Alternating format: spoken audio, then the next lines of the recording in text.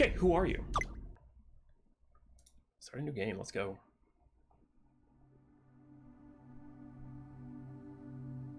It's gonna hit us in the feels, isn't it, Brittle? I'm starting to have dreams about him again. Same type of stuff as before, from around when he first died. Oh. Eating something in the old house with him, or playing video games, or just getting driven somewhere. Things like that. I always have crazy dreams, you know? The kind of stuff where I have to fight a witch or something. I've told you about most of them. But for some reason, the ones with him...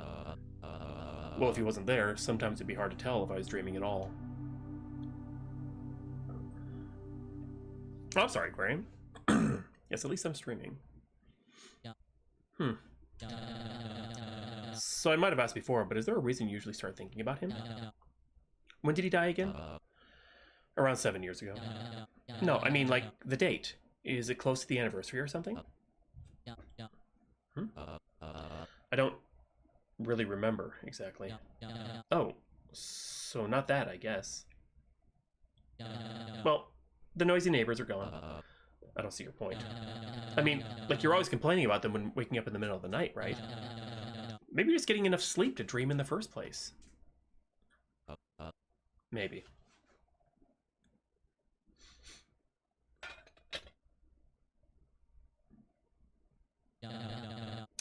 I don't want to cut you off or anything. Huh? Oh, no, there wasn't much else to say anyway. Have fun at your thing. Thanks, see ya!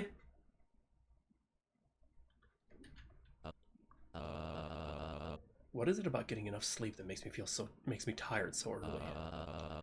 I should just put my dishes away and get ready for bed. Get ready for bed. Get ready for bed! Oh, we're slow.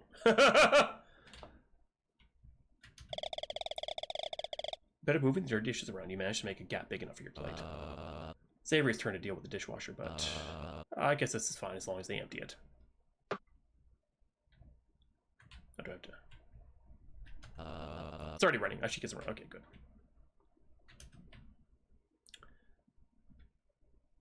Get some rest, man. Get some rest.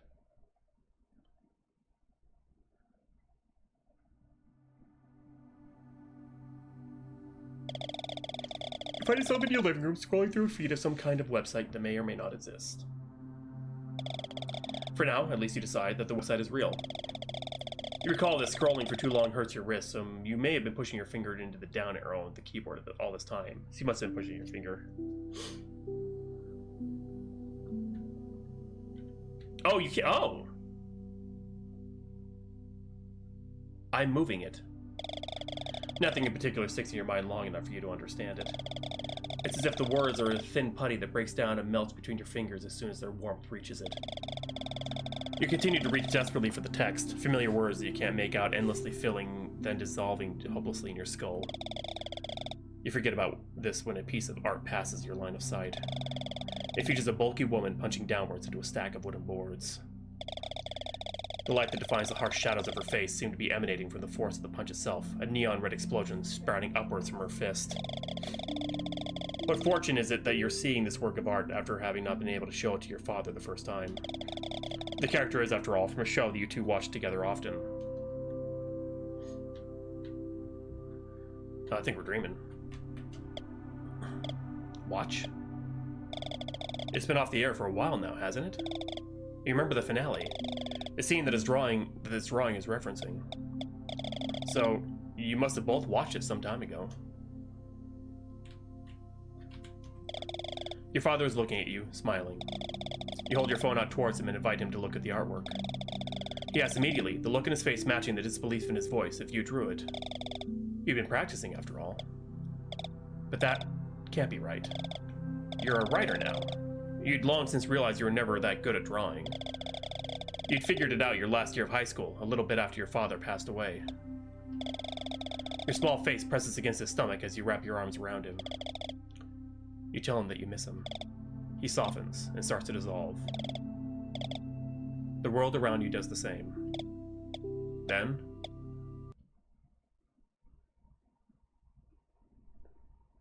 this is hitting me right in the feels. God dang it, Brittle.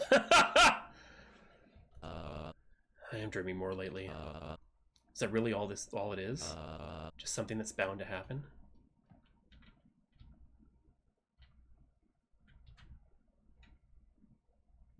Male living space. Avery is lying with her face buried in the couch cushion, groaning in their sleep. At least they're breathing. They just leave? No. Oh. It's the same TV you've had for years. From before that got annoying, but after they stopped making your hair stand up if you touch them. From before they got annoying, but after they stopped making your hair stand up and end if you touch them. No Wi-Fi connection, no automatic smoothing, no pop-up ads. Exactly how God intended. Hey man, is something wrong with the TV? Oh, Jesus, I thought you were hungover. What? It was a work meeting, dude. So why were you sleeping on the couch? Oh, you know, just thought I'd rest my eyes after learning about what T-Search would be getting in stock for 3 straight hours. But, I guess I'm officially at the age where I can't actually just rest my eyes after 8 p.m. Yeah, that's, that's the truth. Anyway, how come you're just staring at the television? Just thinking about something stupid. Like? It's just kind of the only thing I've kept from my old house. I think I've had it longer than anything else. I guess that's true, yeah. I said it was stupid. No, it's just like, does that mean something? Just a random thought? Ugh. Yeah, it probably means something. I'm starting to get the impression you don't want to talk about this. I just don't really know what it is.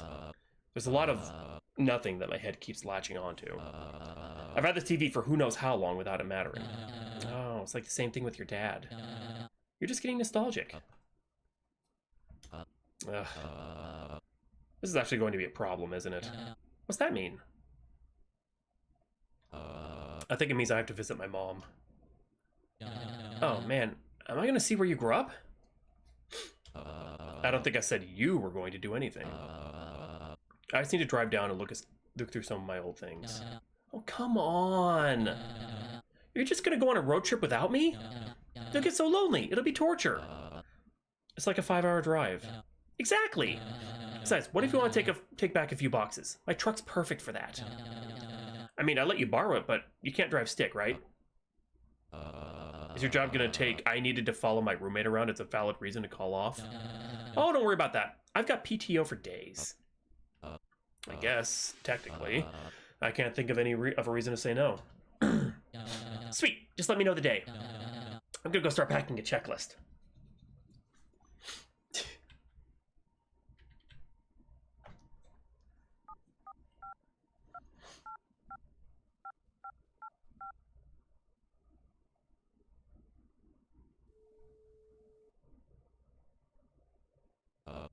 Hey, Mom. Yeah. No, I'm fine. I'm just... Yeah. I was wondering if you still had all those boxes full of my old things. No, nothing specific. I just remembered them. Yeah. Do you think I could... It is. Do you think my roommate and I could drive up there for a bit and sort through it? Avery. No, I don't think you've met them. No, they're one person. Their name is Avery. Maybe like 3 days at most. In like 3 weeks, probably. Around Friday. Yeah. I'll text you the specifics when I know for sure. Okay, I'll see you then. No, I'm sorry, I really have to go. Yeah, I just don't want to show up unannounced. I'll see you then. Bye.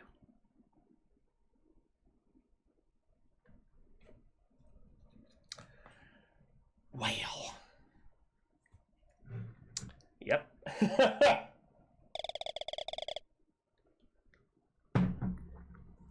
Somehow, you've been off the highway for about an hour now. Before now, you didn't even know there was this many back roads and neighborhoods that connected to your old home. Apartment complexes and 2-story houses with freshly trimmed lawns slowly give way to wooden adobes and barely upright sheds. Abodes. Not adobes, abodes. Don't worry, it'll get worse. On the slower roads, you occasionally make eye contact with a cow or two from behind a string of barbed wire.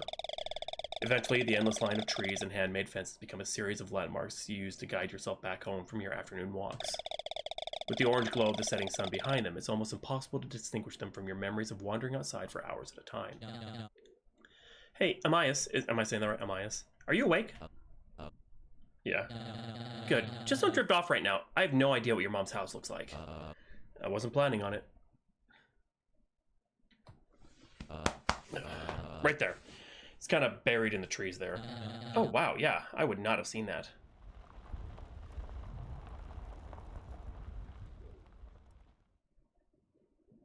Oh, finally!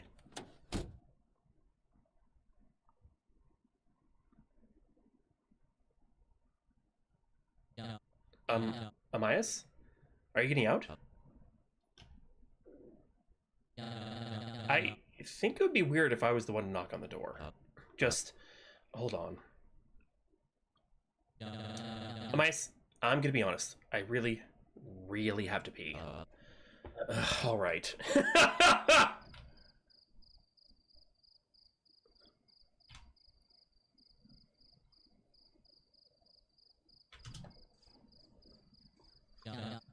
I'm pegging you.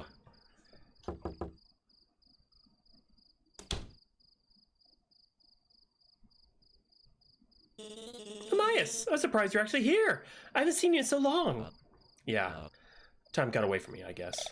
Your mother embraces you before you can react, and your body presses limply against hers. Anyway, this is Avery.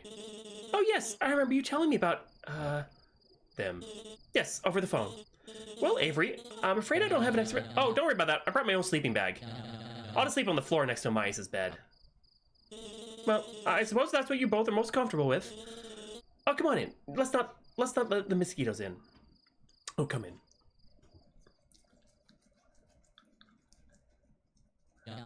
Amias? Hmm? Oh, yeah, the bathroom is just over there. Thank you! Huh. If you'd be interested to check out the demo sometime. Perhaps. I have an actual, form for such a thing. Just one second here. I'll pull it up real quick if I remember.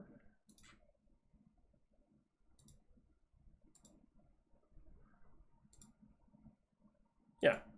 If you're a dev and want me to try out your game, this is how you do it. Right there. It's really nice to finally see you again. Also, welcome, Aptarius Fort. I'm butchering your name. I'm so sorry. Actually, your room's made up for you. The sheets are all washed, and I left your old fan in there. Yeah, we shouldn't have to stay for too long. Just need to go through the boxes and see if there's anything important. You've just been keeping it all in a shed outside since I moved out, right? Yes, but really, it's no trouble if you...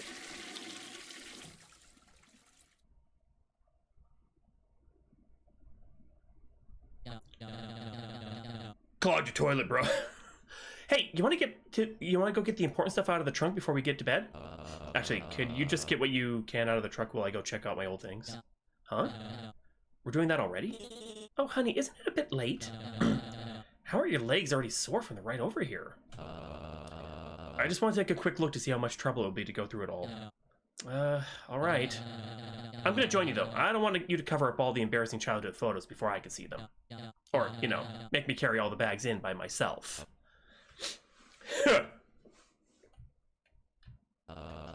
Without the key. Oh, yeah, so I have to go back this way. Oh, yep, to the back. See, what if I talk to Mom? Is there any option for that? The keys to the shed are hanging up next to the door over there, sweetie.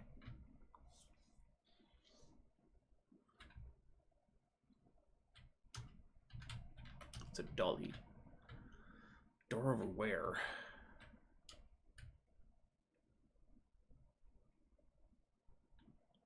Oh, right there. I'm blind.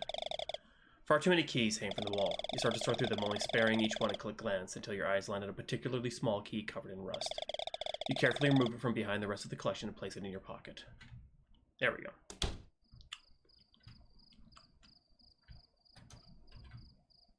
Is this the shed? Yeah, looks like it. Oh, wow. Ah! Oh, Christ, I thought your mom had a raccoon living in here or something. Huh. This rug was in my room at my dad's house for, I don't even know how long. I think he might have bought it before I was born. Didn't realize Mom kept it. Is there, like, mold on it or something? It's putty. Like, some kind of fun, sparkly putty for kids to play with. I spilled it when I was maybe 4 years old. I'm sorry, Raimi. It's funny. It's one of the first things I remember. My dad sat on the floor for hours with a bucket and a sponge, just scrubbing it day after day. Nothing we tried ever got it out, though. It basically just became part of the rug. Kind of a shame. Actually, it'd actually be pretty nice for the living room.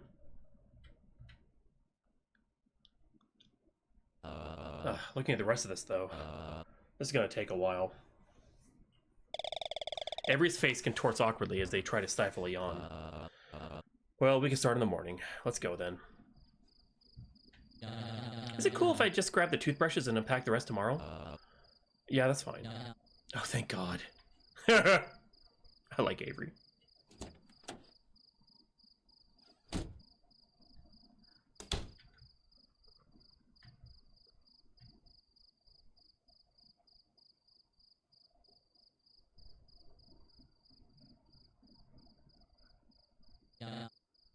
Hey, Amias? You gotta be careful taking too much, though, because you can actually develop a tolerance over time for them. And you're taking more, and then you gotta be careful because your body has to metabolize even more. Can I ask you something? I guess so. How come you never talk about your mom? I mean, like, for a while, I thought she was a serial killer or something, and you just didn't want the association. But she seems like super normal. It's not like I'm intentionally avoiding the subject, but what has there been to talk about before now? It does make sense. Yeah. She lives this far away. It's not like I just run into her at the grocery store. What? I just don't get it. Like, half of the stuff you say... Well, what's your theory, then? No, I mean, like, I'm sure you're not lying or anything. You're just weird. Like, I don't expect to get the play-by-play on her life, but things don't just remind you of her sometimes. Seeing a dessert she baked for you, or a dog that kind of looks like her, or something. I don't know. I guess I just don't feel the need to verbalize every stray thought I have. Well, whatever. I guess I'll learn more about her soon anyway. I guess so. Good night, Avery. No. I don't think you would have permanently damaged yourself. I forgot how hard my old mattress is. At least I didn't dream last night. Hey, it's the fan.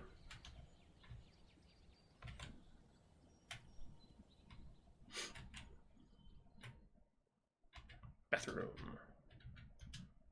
We have to pee.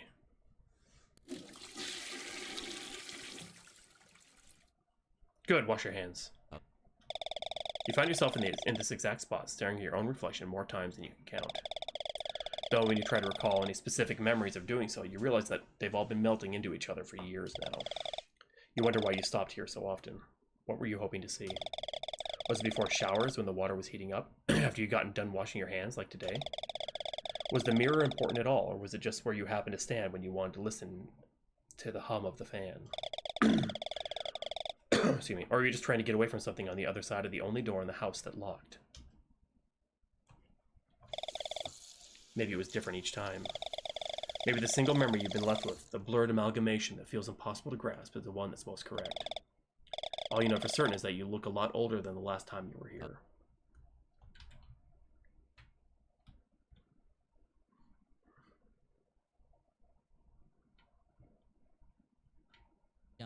Oh, hey, Amias. I didn't wake you up, did I? No, I just got out of bed. What are you doing up so early? It's already 9 a.m., 9 a.m., isn't it, dear?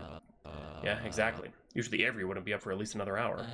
Well, I liked your old rug, and you said you'd be up for putting it in our living room. I mean, yeah, but... So I got up early to see if I could clean it up a bit. Look, I actually got most of the stain out pretty easily. I mean, it's really old and everything, so it's not completely gone yet, but I think we can salvage it for sure. I'll go to the store when we get home and look for some special cleaner. Okay, thanks.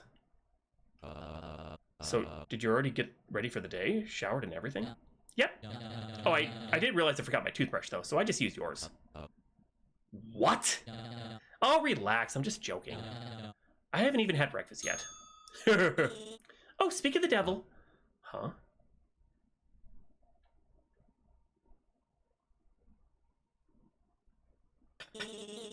It's still hot, but grab what you want when you're ready.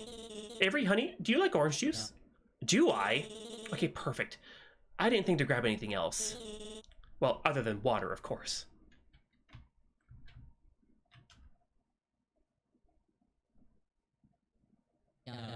You know, this is probably the best breakfast either of us have had in years. Oh? Yeah, I usually just have cereal. Toast if I'm lucky. I'm pretty sure Amias doesn't eat it at all most of the time. Do you usually get up to make breakfast now? Well... Of course, if I don't have guests, it's usually a much smaller affair, so... okay. So, can you tell me about that picture next to the TV? What about it? Well, for one, I didn't know you had a cat. But mostly, I thought you said your parents were divorced pretty early on, but they're both in it. Or am I just misremembering something? No, you're right. I don't remember everything, but it's not like you guys hated each other, right, Mom? Oh, no, not at all. So I think we all just agreed to get together at my dad's house for a picture. Was it for my birthday or Christmas or... Oh, no special occasion. I just thought it would be good to have something with all of us. Yeah. So, the cat? What was its name? Tulip. I'm surprised he never mentioned her before. They were best friends. All he would talk about when he was here was how much he missed her, or the things he'd done over there the last few days at his dad's house. He was actually the one who insisted that she be in the picture. Not that it was hard, she was basically always looking for a lap to sit in. Well, for your lap to sit in. Aww. Did she live for a long time? Sorry, did she die super young or something? Did I just make it weird? No, she might still be alive as far as I know. They had to have her put down just last year, actually. We just had to get rid of her. We gave her to my aunt a few states away, I think. Yes, your dad wanted to make sure she went to someone in the family, at least. He actually talked to me about it a lot. It was just one of those necessary decisions you have to make as a parent. Yeah, there were good reasons for it, obviously. She got sick pretty often, needed special food and all of that, so I'm sure it wasn't cheap to keep her. Of course, I didn't get that when I was however many years old, though. So I was just a huge flaming ball of rage when I found out. Kind of embarrassing now, obviously. I think that was the biggest tantrum I ever threw. Oh, trust me, there were worse ones. Yeah, I'm sure. Well, I guess now is as good a time as any to get started with the shed. Did you need help with the dishes? No, go on ahead. All right. Well, let's get going then.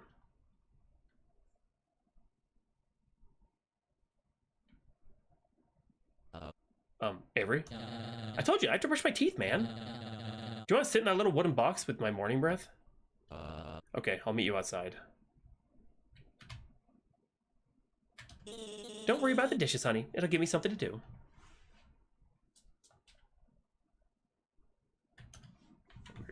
Oh, wait, actually, can I?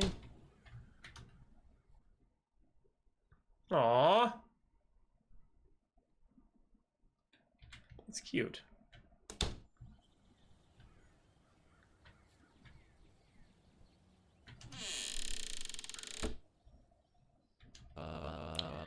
It's as good a place to start as any, I suppose. You pop the top off the plastic barrel. Huh? Yo, are these your drawings? You flip through a few pages, few of the papers stacked in the bin again. Yeah, kind of. Some art projects and a few random essays from school thrown in there, but... Man, I remember being inconsolable when I found a few stray pieces of old homework in my dad's trash. Like, I couldn't believe he'd thrown away anything I'd worked on. But I didn't realize he kept any of this. I guess he was really proud of you then. That's okay, Remy. Anyway, I know about your mom now, but what was your dad like? I realize you don't actually talk about him much either. Like, I know he worked at the post office, but, you know, what did you get from him? He liked to draw. He had whole sketchbooks that were filled with doodles like this, just better, obviously.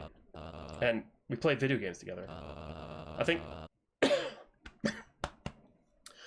I think a lot of what he drew were from games he played as a kid, actually. And a lot of what I drew were from the ones we played together.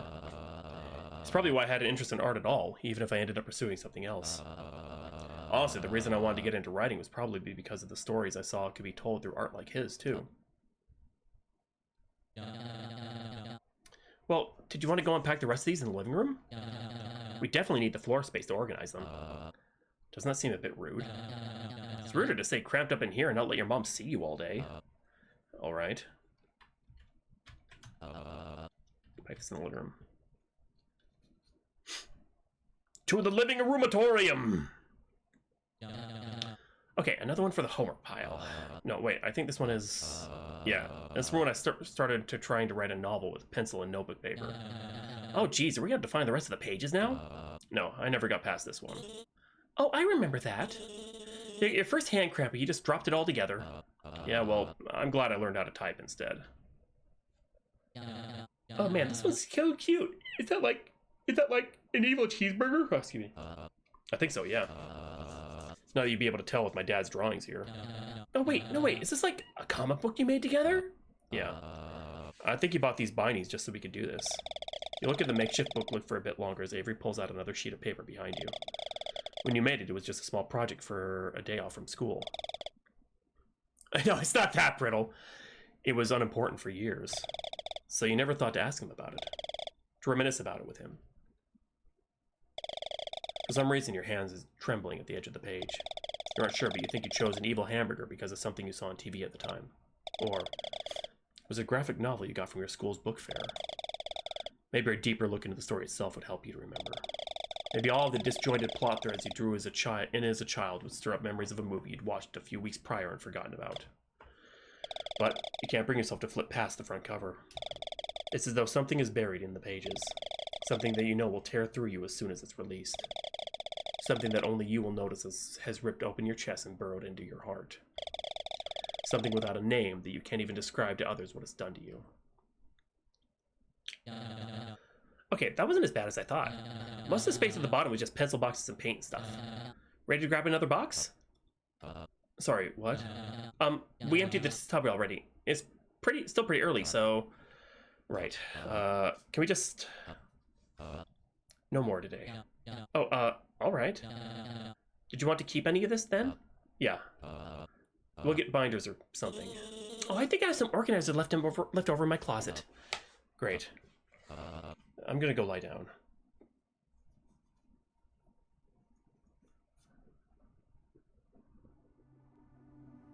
Dreaming.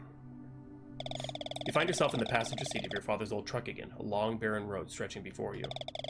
You recognize the seat, cracked and crater-filled as it is, as the one leading to his home, with street. I said seat. You turn to look at your father. A warm mixture of orange and purple from the sun setting behind him outlines his smiling face. You recognize, of course, that this can't be true. You can't ever hope to understand why this feels impossible when it's so familiar to you. When you've been here countless times before. Nobody ever told you that one day you rode down the street together would simply be the last. You rest your head against your father, as you often do when you find yourself too tired to hold a conversation with him. A single tear rolls down your cheek and onto his arm. If nothing else, somehow, in this moment, he's here. He's always felt soft, despite his intimidating strength and stature.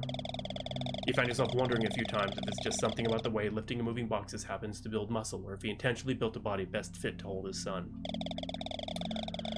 Something about the gentle warmth against your face, lulling you into a state between wake and sleep, tells you it's the latter. For some reason, though, this time, you continue to try to push the words out. You strain helplessly against whatever it is keeping them from you escaping fully formed. Oh, man. Your head doesn't move from its resting spot, but you can feel everything inside of you stiff and intense. Your thoughts begin to bubble somewhere else inside of you, but pop uselessly just as they surface. You grip your thigh in an effort to center yourself. You convince yourself that nothing else around you exists, at least for long enough to focus on making sure your words come out as they're supposed to. You can picture everything exactly as it needs to be spoken. You're certain that it will come out correctly this time. You open your mouth to speak, but something catches in your throat. It feels suddenly as though a hand is gripping you, doing everything it can to crush your windpipe. You already know why. You force your eyes to open and turn your head to look at your father's hand. Exactly as you feared, it's pointing firmly at the gear shift. A small maze is embedded in the top of the lever, lines intersecting with each other over and over again, numbers and letters pasted onto the design at random. Your father explains to you that all you need to do is push it forward once, or twice, or to the left, or to the right, or all at once. You try to shut your eyes again, but your eyelids have seemingly become too thin to block anything out. You look at the man next to you, trying desperately to plead with him. He says that it's simple, that's important to learn.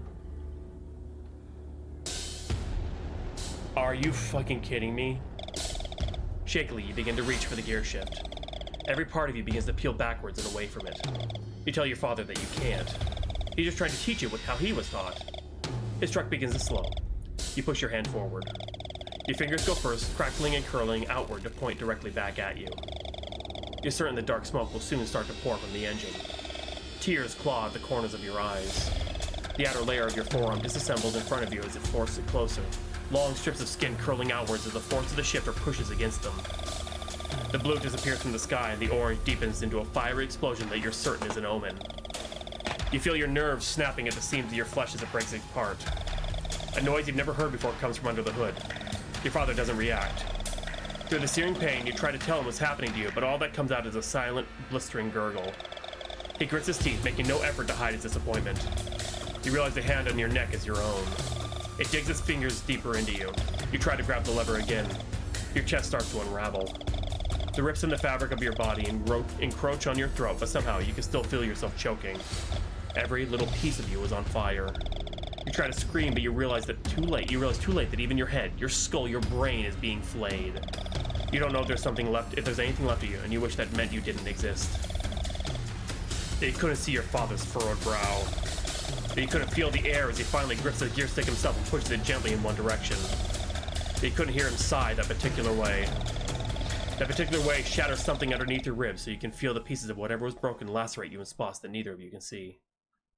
Oh, I thought he crashed the car. The smoke dissipates, the truck is silent. Your body begins to take shape again. Messing with his mind. The redness of the sky has subsided, though the sun has long since disappeared behind the horizon. Even as you look down at your hands, though, the fingers all pointing in the right direction without so much as a scratch, you don't feel the same as before. Your body feels looser, flimsier. Exactly as one might expect after being pulled apart at the seams and hastily put back together. You're barely able to hold yourself upright, and your father doesn't seem to notice. So you let yourself fall. Outside of his vision, outside of the truck, outside of the street, outside of the night. And you realize, actually, you've been falling for a long time now. Long enough for there to be nothing around you except blackness. Long enough for the interior of the truck to just be a pinprick above you, only seeming to get smaller by the second. You land in your kitchen. You open the lid of the trash can to throw something away. It doesn't matter what. Somehow you remember the scene in front of you clearly. A piece of paper is resting on the top of the trash, not crumbled, but with peanut butter smearing one of the corners. It's a school assignment. The instructions were to draw a labeled portrait of your family. He can't keep everything, he says.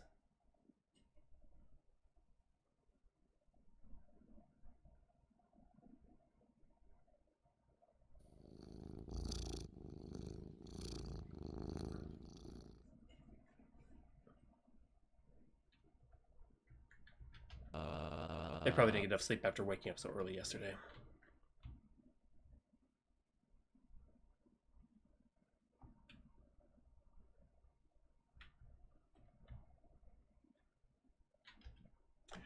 Go pee!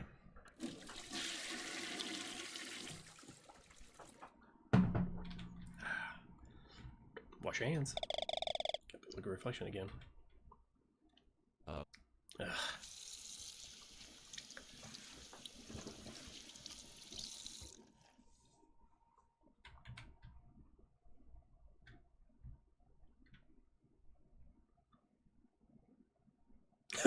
Brittle. It was mostly for a joke, but I always do that against. I don't know why. Oh, Amias, you're up early. Yeah. I suppose you did go to bed early, too, though. Be careful with that kind of thing. You know, if your dad wasn't careful about going to bed at the exact right time, his sleeping schedule would be all over the place for months. I remember you told me you'd always wake up earlier than him on the weekends to try to get him out of bed. He definitely loved you a lot to put up with that. He'd always ask for help getting you to stop, but never had the heart to just lock the door. Really. I think that it was good for him, though. It kept him from sleeping in too late on days he wasn't working. Amias, did you sleep all right? What? Oh, yeah, I'm fine. I'm just thinking about something else. I'm going to see what else I can get from the shed. Are you going to wait for your friend? No, no, I'd rather just do it now. You could tell them I'm out there when they wake up.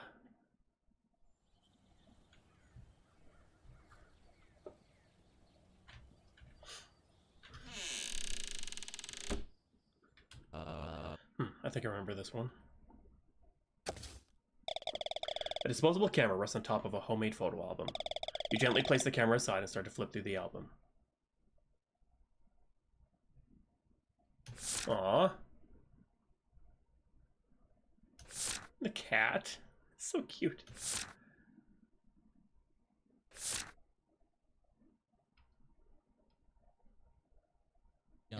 Hey, Amias. How come you didn't get any breakfast? It wasn't ready before I came out here. Yes, so why'd you come out here so early? Because we've barely been making any progress. We have the whole shed to go through, and all I've gotten so far is what, a few art supplies? Hey man, is there really any reason to rush out of here like this? It doesn't seem like your mom is eager to get rid of you yet. Why don't you just try to have fun while you're here? See the stuff you haven't seen in however many years.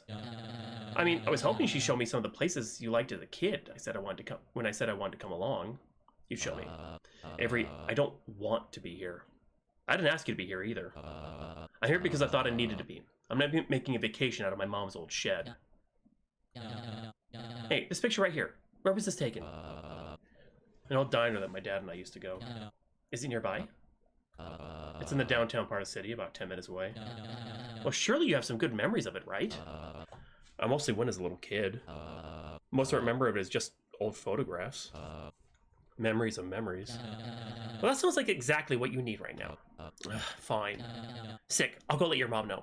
I really like Avery.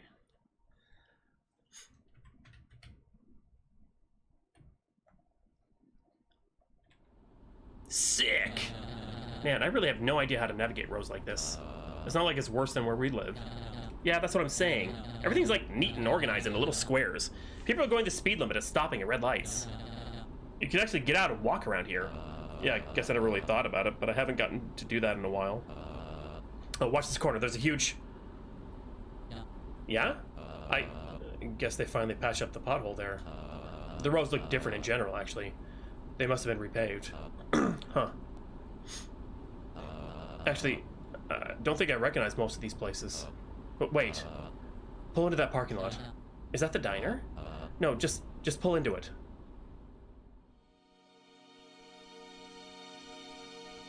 Megalomart! Amias? This whole building used to be a video rental store. We get pizza from next door and... I used to come here every week. They had free movies for kids. I used to get to pick out a video game too. I didn't even know they were shutting down. It must have been years ago. What's even there now? I'm not sure. It's like a local variety store of some kind? Did you want to go inside?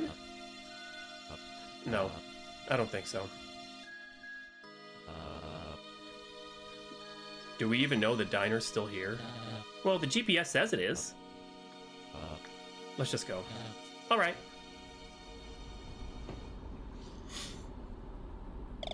That really hits me in the feels too, because I did have a video store that was right by my house that I would bike to, and I would get videos and games and stuff from. And it closed down in a couple of years. Well, before I moved away, but... Actually, no, or maybe after. I can't remember. But I came back to visit my folks once after moving to Canada, and it was completely gone.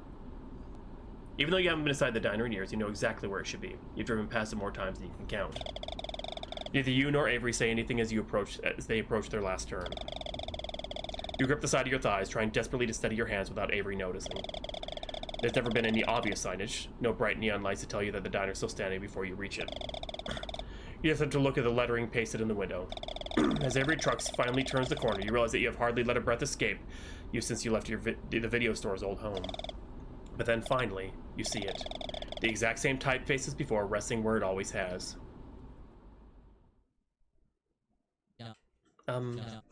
Is there anything you recommend?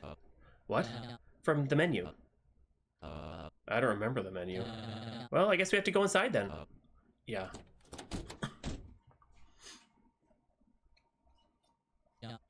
So, the BLT sounds good. Yeah. So, now that we're in, I guess, a more neutral setting, how have you been? Fine, I guess. No, like, I can tell things have been weird with you. Like, I've never seen you this on edge. You got crazy bags under your eyes. And, you know, I don't want you just to have the dealing with, I don't want you to just have been dealing with all that for no reason. I can't talk. So, do you think you found what you were looking for since you've gotten here? Or even come close to it? No, I don't really think so. You can, like, not answer if you don't want to. I really don't want to make things weird for you, but, you know, maybe I can help make your time here more important, complete, if I know... Just ask the question, Avery. I guess... Can you tell me how your dad died? You really don't have to... No, it's fine. I mean, he always had a lot of health issues. Stomach problems, sleep apnea, joint pain, you know, the works. It was all mostly genetic, I think. He was a pretty heavy smoker and everything, though, so that didn't help. I guess he had something wrong with his brain from before I was born. Fluid buildup, I think. Adult hydrocephalus. I'm still not super clear on the details. Whatever it was, apparently he needed to go to a neurologist every once in a while to have it looked at, or to have whatever they put it in his brain looked at. It was supposed to be a routine adjustment or a checkup or something. Just a nothing appointment, one that family members wouldn't even think to be scared of, like a wisdom tooth removal. He didn't ever really talk about it, but once I got older, it wasn't hard to put the pieces together. About his health, I mean. When I was really little, I'd go into his room to wake him up and see his CPAP machine. I didn't even know what it was at that point. Then I'd watch him swallow. I didn't even know how many pills. I always asked how he could take them all with one sip of water. And every once in a while, I would find out that some new scars were another surgeon had cut him open for another reason or another. Even stupid stuff like how long he would always take in the bathroom made more sense when I started putting it all together. By the time I was 16 or so, I kind of expected him to just get sick one day and not get better. It was just, everything in his body was fighting against him. I thought it would be cancer, honestly. But something just went wrong. I remember my mom telling me that when she picked me up from school. Your dad went in for a routine checkup and something went wrong. I didn't even realize what that meant at first. I must have looked heartless to the lady working at the front desk. I was just annoyed at getting pulled out of class. I guess I don't actually know what it was. Different family members got different accounts. At first it was just complications, then it was an underlying condition, and then something else. I think the official story they landed on for his death certificate was just sudden swelling without a clear cause.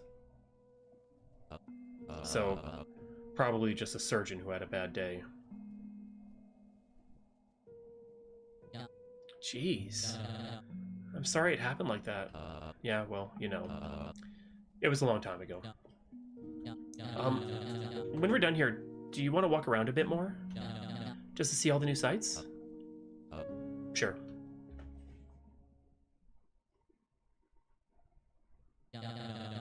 Yeah, no, it's insane that the slides all in the park were like that in the first place. Yeah, it's not something you think about until they fix it, but yeah, I don't know how I never broke anything. Oh, anyway, did you want to grab anything else from the shed, or...? I guess we really haven't gone through many boxes. I know, don't look at me like that! Well, I don't think we need to hit all of them anyway. We have half the day tomorrow to go through what we can. Fair enough. I'm kind of exhausted anyway. Now I want a BLT. God dang it. I don't have any bacon. I do have lettuce and tomato. Maybe I could run to like an all-night store or something, get bacon. Yeah, maybe I'll do that after stream. Bacon!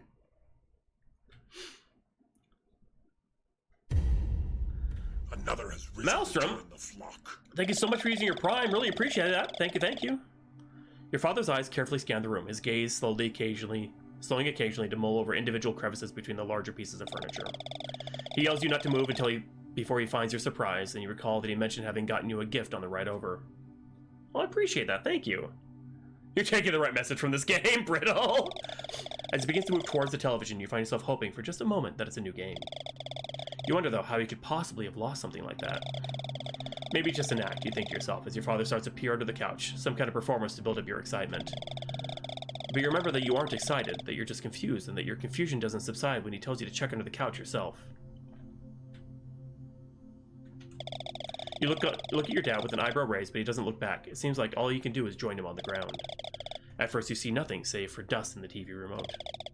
Right there, your father says. You squint your eyes and try to follow his gaze. You almost wonder if he's trying to play a joke on you. Then you see two bright circles of light staring directly at you. Even though you haven't been taught, somehow you understand that you shouldn't yell. Instead, you offer a gentle smile. You receive a sharp hiss in response. Your father tries to tell you something, probably that it's better to leave her alone for now, but he interrupts himself with a loud groan as he stands. Then he disappears into the kitchen.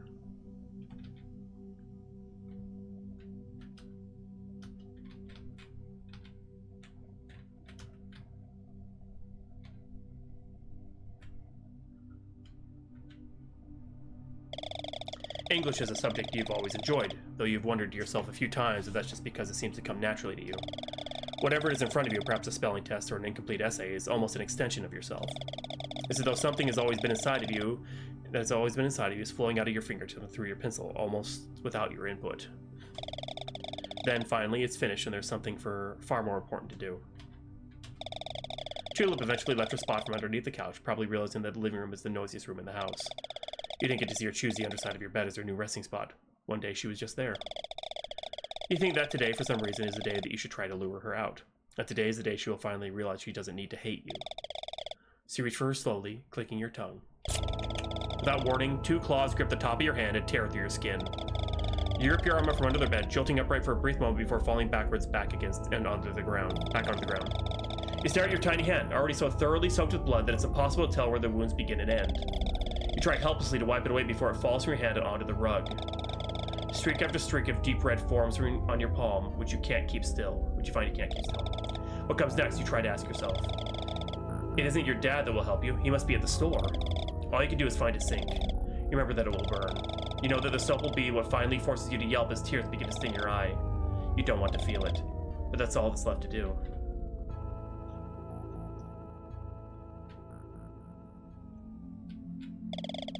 You're playing something today, a video game that isn't new or old, good or bad. You know that you're playing a video game rather than watching a movie or reading a book because you hear the father yell, you press the button on a controller when you hear your father yell. He enters the room red-faced, gritting his teeth. Before you can ask why, he says the cat pissed on the laundry. Somehow he yells it without raising his voice. You try to ask why the clothes can't just be washed, but his words overlap yours as he answers the question. You know the answer now, of course, that cat pee is almost impossible to get out of fabric if you don't catch it early, that the heat of the dryer will just cause the stain to set in permanently. It's chewed on wires, destroyed blinds, clawed up bed sheets, your father says, so what is it good for? A rock forms in your throat and you can't answer. For some reason, you are terrified. Your father tells you both need to go to the store, at least to try to find something to get the smell out. Should have used Brittle, no! Look, one time I give myself a little bit of mustard gas poisoning, and you never hear the end of it.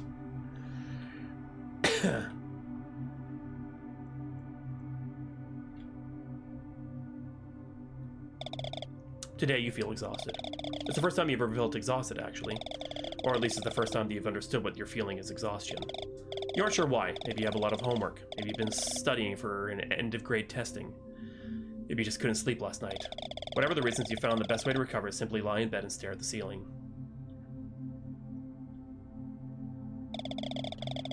You've always been certain that Tulip wanders when you aren't watching. Otherwise, how would she eat? It's the first time you've seen it in person, though. She must not realize that you're there. You strain all of your muscles trying not to move as she sniffs your desk.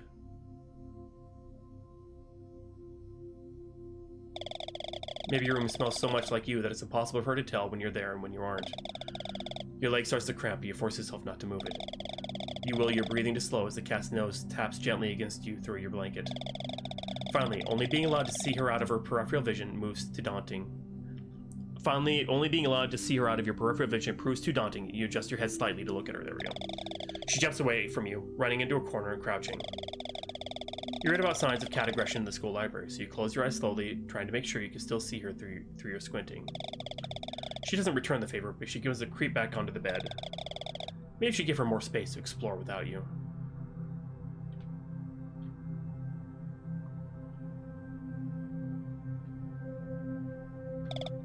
Geography. You've never been able to get this one into your head.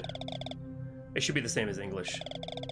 You can't remember how to spell almost any word that you can remember how to spell almost any word you come across.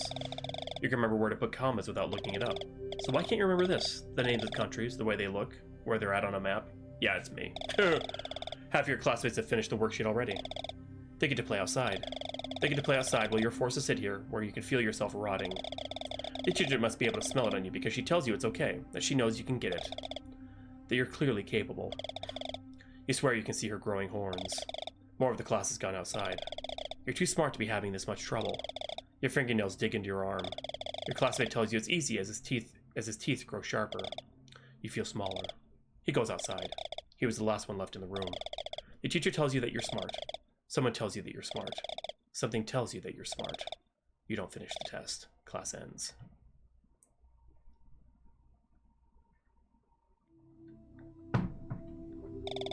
A blank piece of paper rests in front of you and your father.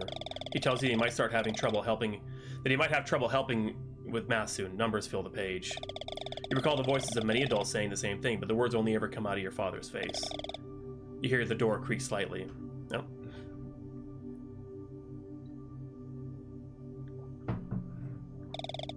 Tulip approaches you and begins to sniff your hand.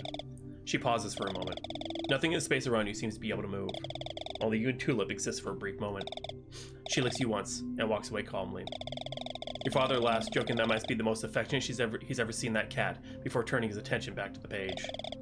A warmth emanates from him, or perhaps from you. It feels impossible to tell. Either way, you can feel the way he's scribbling numbers down on the paper deep inside your heart. Even as his pencil snaps under the force of his own grip. You offer to grab the sharpener from the kitchen before he can even stand. Okay, Dora.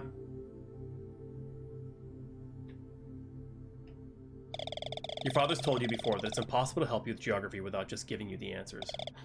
10 minutes pass. You shakily write down the name of a country. 5 minutes pass. You grunt and erase another answer. 7 minutes pass. You put your head in your hands. 8 minutes pass. Your eyes burn. Your jaw hurts. 5 minutes pass. You slam your fist against your forehead too many times to count. Your vision blurs. It doesn't help. You pull your fist forward to do it again. You're interrupted by a weight on your lap. You aren't sure how long Tulip has been there, resting limply on your thighs.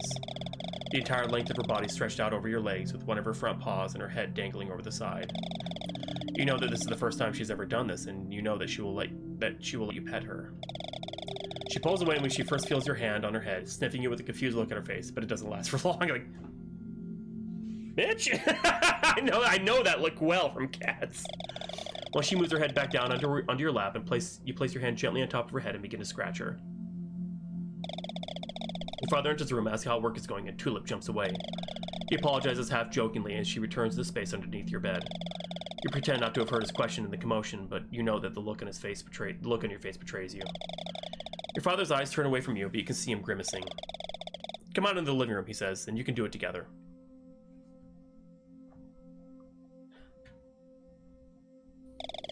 Every time you hear Tulip purr, you think yourself how rarely it used to happen. Think to yourself. You can feel the vibrations with your ear pressed against her. It's not as though she was never happy, but the sound never came through. You haven't found what sparked the change, and you likely never will.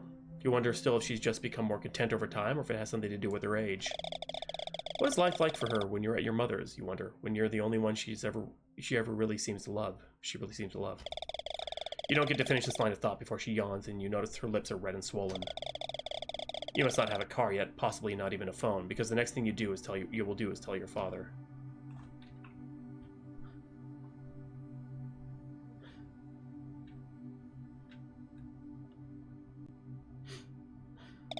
You don't remember what the veterinarian's office looks like for some reason, even as often as you'll return here. What you do remember is how much Tulip hates being in her crate, even after you did everything right, after leaving it in your room for as long as possible, after putting a cabin inside for her to rest on. You remember that she hisses at the vet more than you've ever seen her hiss at anyone. You remember a tear rolling down your cheek as they stick her with needles, not because you think that she might not get better, but because she can't understand you telling her it will be okay, that nobody is doing this to hurt her. Remember the cost for some reason. Maybe it's the way your dad will sigh when he hears it. Remember that nothing will get entirely better. You remember that she won't ever get used to the crate.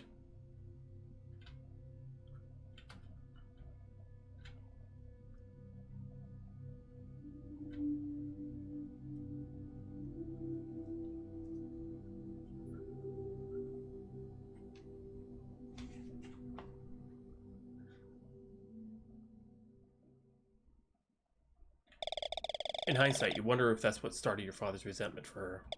Because that's what it was, wasn't it? Resentment?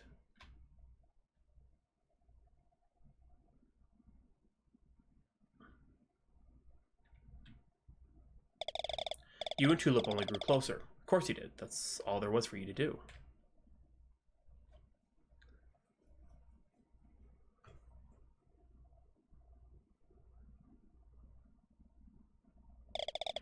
Even if you had seen the writing on the wall, and maybe you did somewhere.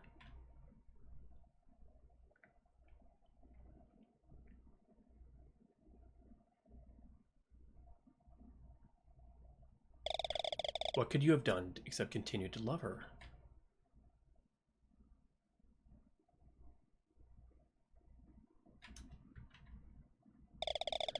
What could she have done except return your love?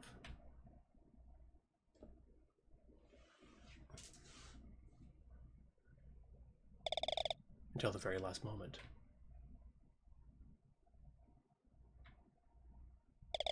You find yourself crying. Not out of frustration this time. Not out of impatience or self-hatred.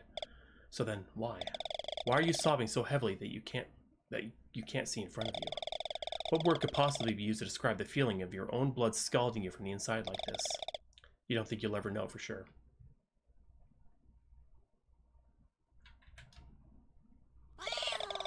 Tulip is whining from her crate louder than you've ever heard. You remember that you felt sick in school and had to be picked up early. The fact that it was today of all days was pure luck. That must have been why your mother was arguing with him over the phone. Why there was a stranger sitting outside. Somehow, you cry harder than before. You're screaming through your tears now, directly at your father. You don't think you've ever done this before. Your father looks past you. You start to swear at him using words that you're not even sure he knows that you know. He reaches over you for Tulip's crate. Using all your strength your tiny body can muster, you slam your fist into his stomach. Finally, he looks at you. You wrench your fist back and strike him again and again and again. You pray that you'll knock him down, that somehow, if you can hit him enough, he'll just give up. So you try again, willing this punch to be stronger than the last, even if it breaks your wrist. Before it can make contact, he grips your hand with his own and tells you firmly to sit down. Tulip lets out a hiss stronger than you thought possible. The entire world turns red and starts to blind you. You feel as though your skull has been replaced with white-hot metal. You sink your teeth into the side of your father's body and his fingers uncurl from around your own. He doesn't move. Even as you begin to kick his knee at his knees, even as more of your punches connect with the stomach, your father doesn't move. But you won't stop until he does.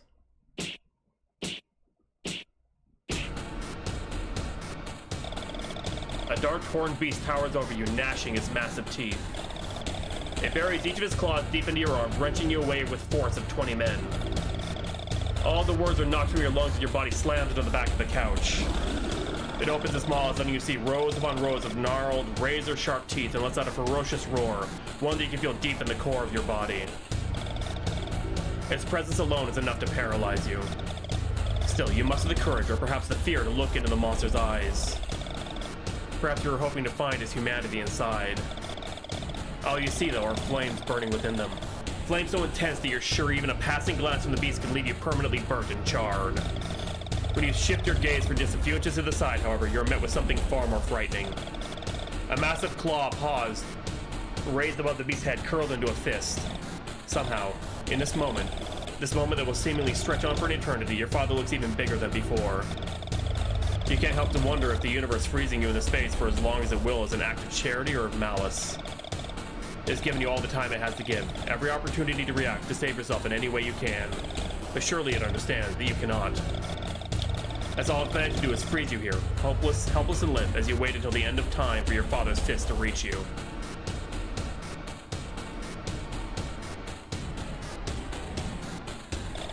Your father lowers a trembling hand to his side. He exhales before shooting you one last look, one that feels impossible to parse even with all the time in the world. Without another word, he grabs Tulip's crate and walks out the front door.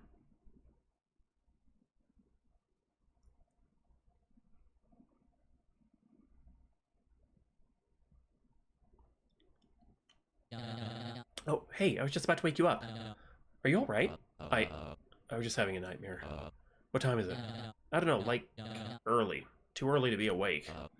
Then why? I don't know if you could breathe, dude. You were struggling and tossing around in your sleep so much it woke me up. You should get back to bed if we're going to go through more stuff today. No, I'm not going back to sleep. Well, suit yourself.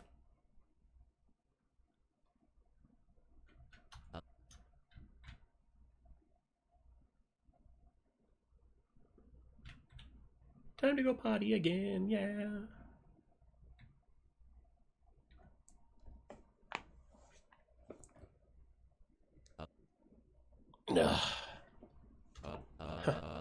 Have I found what I was looking for? Is that what they asked? I don't even know what it was I was looking for in the first place. Was it really just the dreams? Did I put myself through all of this just to stop some stupid dreams? I've just been sifting through old, dusty memories trying to find what I should have been searching for in the first place.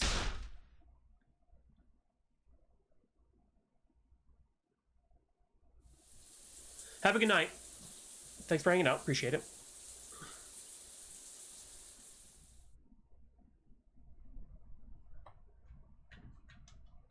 Okay, go pee this time.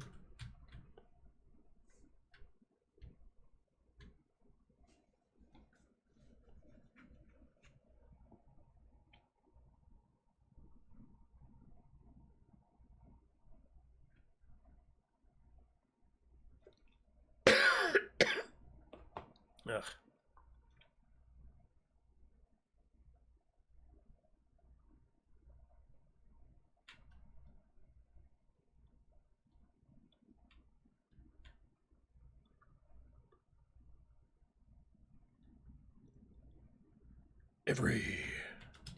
Oh, hey, did that 2-hour-long shower help you clear your head at all? Well, I do things packed up, so we don't have to worry about it later. Did you want to check out the shed now? No, I think I've gotten what I needed from it. Huh? I just need to talk to my mom before we go. What about my dad? Oh, that seems healthy. Did you need help getting anything to the truck? No, like I said, I took care of most of it. All right. Man, I feel like something in my throat. Ugh. I will say the dad's frustration over the cat feels very real, but I don't think I would ever get rid of the cat, especially if my kid really loved it. I don't think I could ever do that to them, but hey, Mom. Hello, Amias. Oh, are you leaving already? Yeah, in a bit. I just wanted to ask you.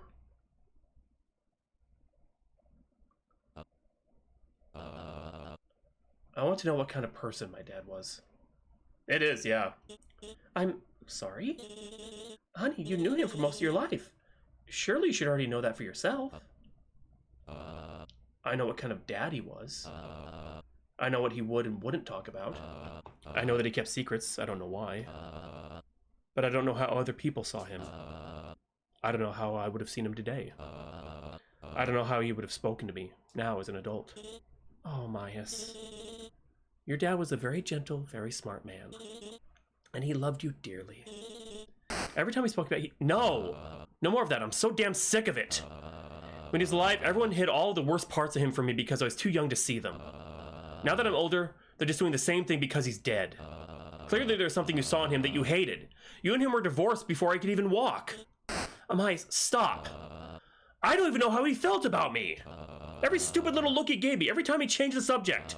Every time he wouldn't answer me outright. Just tell me the truth. It's so much worse just guessing like this. Who was he?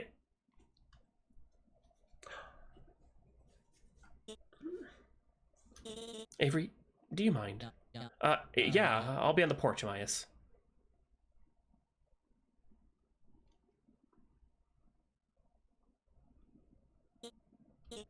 Okay, just sit and we can talk about him. Okay.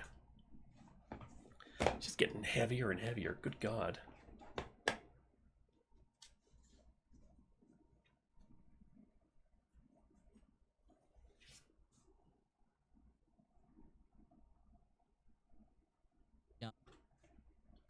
Are you doing okay?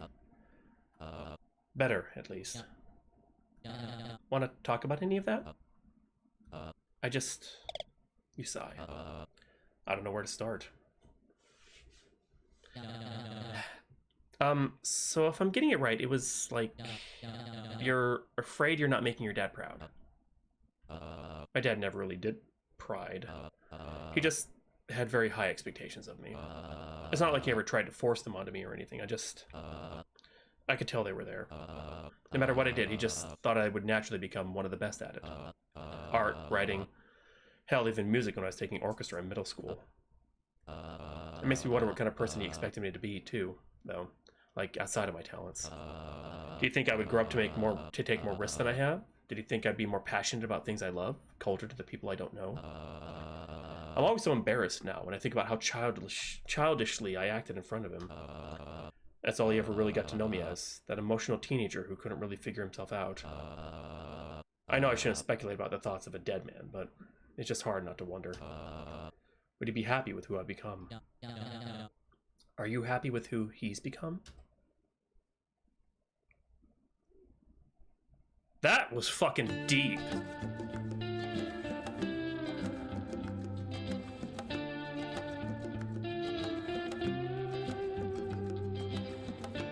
That was such a fucking good line to end it on. Holy fuck.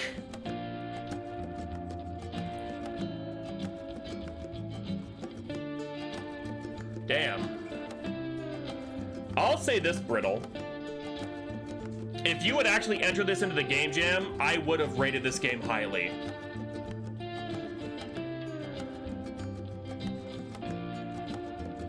Because I like how it wasn't like, you know, your dad was a bad person we're trying to hide you from. Just, he was flawed like anyone else, but because he was dead, everyone put him in this high light. Oh, he was such a good man.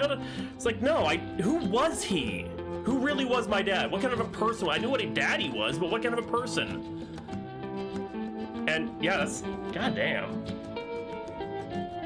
This was very good, Brittle. Very good. Holy crap. Yeah, I would have rated this very highly if I had had a chance to actually judge it for the game jam. Very well done.